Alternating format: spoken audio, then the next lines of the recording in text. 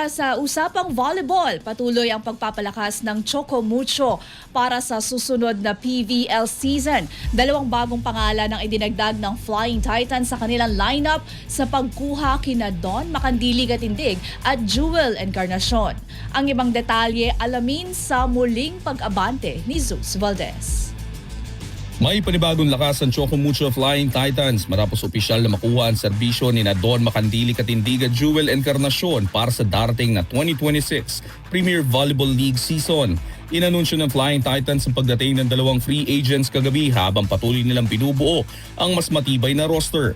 Malaking dagdag si Makandili Katindig sa depensa ng koponan.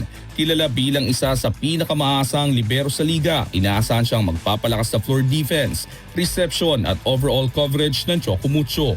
Maliban sa depensa, dala rin niya mahalagang karanasan at leadership para sa isang koponang gustong makabawi matapos ang disappointing campaign noong nakaraang season.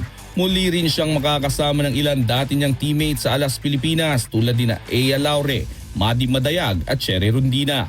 Samantala magdadagdag naman ang scoring depth si Encarnacion sa open court.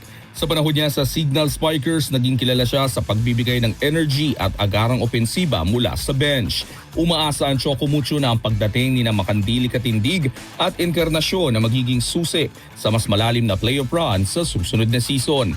Nagtapos ang Flying Titans sa ikalimang pwesto sa PBL On Tour at nabigo makapasok sa semifinal sa Reinforce at All-Filipino Conference. Ngayon, sa tulong ng dalawang bagong pyesa, target ng Choco Mucho na makabalik sa matinding labanan ng mga contenders sa PBL. Ako si Zeus Valdez, Abante. Manatiling nakatutok sa Abante, sundan kami sa aming mga social media accounts at huwag kalimutang mag-subscribe sa aming YouTube channel, DWAR Abante Radio, para sa mga eksklusibong balita.